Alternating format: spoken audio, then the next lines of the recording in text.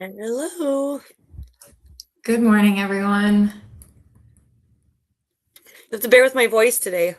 I was just telling him and Taylor I was outside a lot this weekend, so my voice is gone for 10 at 10 today. That's okay. We will try to make it quick so that you don't have to talk that much. Sounds great. Well, yeah, Taylor and I are super excited to share today. We just attended the Digital Summit and Digital Summit series in Minneapolis. It was kind of exciting to get to spend some time together and especially just supercharge our brains over the course of 2 days. So we are excited to just share some of our favorite takeaways from that. And yeah, and encourage anyone next year if you want to go. It was a really great way to spend some time. Yeah, for sure. Well, I think we'll jump right in because I feel like there's a lot to talk about. And once we start talking, I think we'll kind of piggyback off of each other. So, Totally. um, the first big takeaway that I had from Digital Summit was trust and human expertise are becoming a competitive advantage. Um, we're getting to the point where people aren't just asking, is the information true? But they're asking, was this written by AI? Is the person even real? Are the comments real? And can I trust what I'm seeing? So, one of the sessions talks specifically about AI generated content, fake engagement, AI comments, and then synthetic creators all contributing to the trust problem. And because of that, human expertise is really becoming a bigger part of brand strategy. So a company can't rely only on the company page or branded content anymore, but people behind their brand matter too, whether that's, your high level execs or your employees, subject matter experts, creators, and other trusted voices. And that actually showed up in a few different sessions throughout. So the recommendation was pretty simple. Show more humans. Put your experts on cameras, show that behind the scenes work, and explain the process instead of only showing the polished finished product. And I know that probably seems a little out of touch for some of us. I know for me that seems a little different from what we're used to. But after going through those sessions, it was kind of like a light bulb that went off in my brain of, wow, maybe we should start doing this. Yeah, I think that was definitely a theme. I saw that as well in the previous conference I had gone to in Boston. I think that was a huge theme as well. And it's interesting to see the learning curve with AI was so fast paced and so quick. And we, especially in this industry in marketing, the early adoption happens like so often. But I think it's interesting to see kind of the reverse effect of that and seeing something that I learned as well was that a lot of the large language models, the AI models, are going and fanning out and they can tell when they're reading themselves and Yeah. they are kind of seeking some human expertise because they know that that's what people are looking for. They know that the search intent really is people trying to find the best dentist or the best healthcare to go to or the best thing, some whatever industry. They really are looking for like genuine expertise and genuine recommendations and Mhm. genuine feedback. And so even the large language models are kind of able to identify that when they're, doing these fan out queries and searching for content to really give answers back. And so it's interesting to see that we've kind of flipped back into the reverse of making sure there's human expertise, human voice, making sure that there's something relevant to our human expertise in that content that we put out. Yeah, for sure. And that kind of that was my I can jump into my favorite one that I went. I spent most of my time at our the mastermind sessions, which Mhm. were about 90-minute two-part sessions in the mornings. And the first day was about it was this really amazing speaker. His name was Andy, and he we talked about the first one. He just kind of broke down um like ways that you can prompt to for better content, ways that you can make sure you're starting having really thorough prompts in order to and also prompts that are really feeding in some sort of element of human expertise in order to get a great output.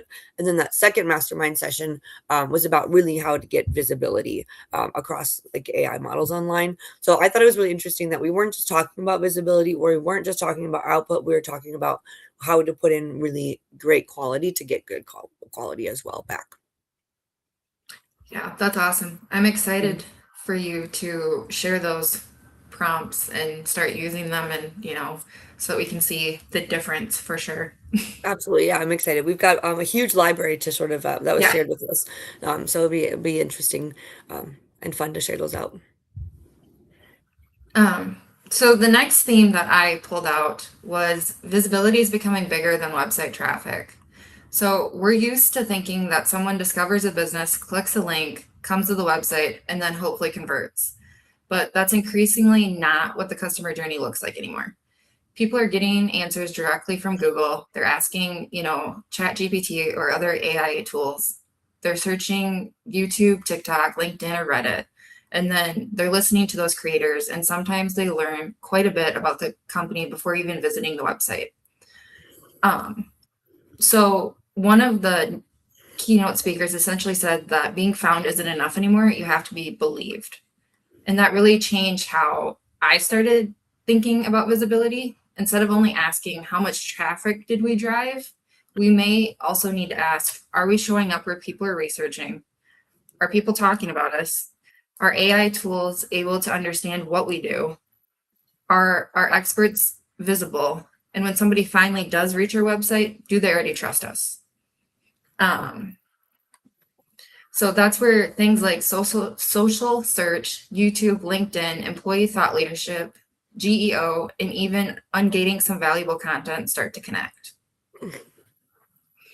I think that is a really great point because one of my favorite memories that, or one of my favorite sort of tidbits that came out of Andy's set mastermind sessions was that when we're starting a really big project, for example, doing some website, rewriting, changing up our website content, the number one best piece of advice I got on that was, especially like in an SEO project, was to go into Google Analytics and find your highest converting pages. What pages are people actually taking conversion actions on? Like where is that happening at? Is that conversion visible? Is it actionable? And then start with those pages to improve your content. If you if we can fix our service pages all we want, say you have 10 core service pages. If people are actually converting on the connect us or the contact page or somewhere else on that site, you want to make sure each of those service pages are leading to that, and then start with your optimizations on that page. And so I think that's just a really great way to think about it, kind of like what you were saying, just in a full sort of all together, and just think, use our own mind to think like, what are people doing when they're on our site? What do they want to do? How are they interacting?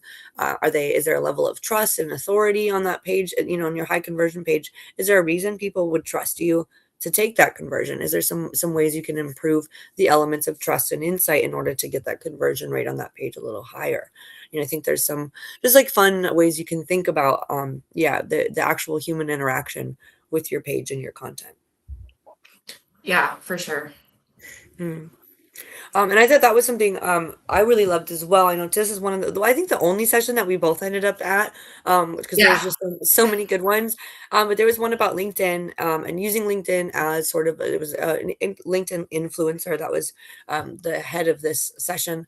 And I really don't think of LinkedIn as a platform like that. But there was a lot of really great tidbits. And I think the most important was really just having something to say and not just saying something that anyone could say. Anyone's profile picture could be on there. Really just using the space that we have to have an opinion or have something to say about our industries.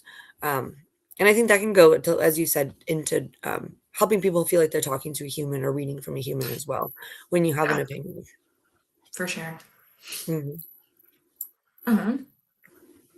And then I will move into the last point that well, not the last one, because there was so much to take away, but the last one I want to share with you guys is that attribution is getting harder, and that we need a better way to prove marketing's value. So you guys probably have started to see this in your Google Analytics traffic, but as the customer's journey gets more fragmented, attribution is becoming harder. So someone might see a LinkedIn post, hear about it from another person, search the brand later, use an AI tool to research, and then come directly to a website. But the report, more than likely, at the end of the day, is going to say that that's coming from direct traffic, even though there were 5 other things that influenced that person's decision. So the session that talked about this was talking about how marketers have gotten used to reporting what's easy to measure, things like traffic, clicks, impression, and engagement, even though those things don't always tell us whether marketing is actually helping the business. And the bigger opportunity here is to connect marketing to things like pipeline, revenue, retention, brand awareness, and trust. And I think as time goes on, we're going to have to lean into those a little bit harder than we have in the past, just because attribution is becoming a lot harder to show, like, yes, this came directly from a Google campaign, or yes, this came directly from Facebook ads, just because most of the time those UTM parameters are now getting stripped due to data blockers or different privacy laws. Yeah, I'm so happy that the conversation in the industry is kind of shifting back towards that. I know that's something that we as an agency have been so familiar with because we know we've been doing programmatic for so long, and programmatic, a long time ago figured out that we need to be having view through tracking view through conversions, which is like, someone sees an ad and then they travel back and they come back later, even without direct click attribution.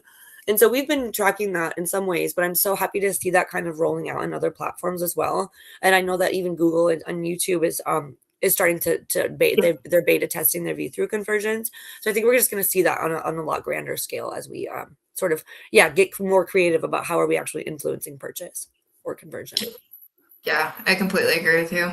Yeah, because the days of just directly clicking and buying something off an ad, I think are changing for sure. Yes. So. All right. Well, of course we're over time and probably have so much more to say. But Yes. thank you so much for joining us and letting us just sort of nerd out about some of our favorite things we learned at Digital Summit. And it's always a joy to be able to share some of those. If you ever want to pick our brain or leave a comment, Taylor and I are always excited to chat more. Yeah, for sure. Well, someone will be back next week at 10 a.m. to share some more information that's going on in the digital marketing world. So until then. All right. Bye.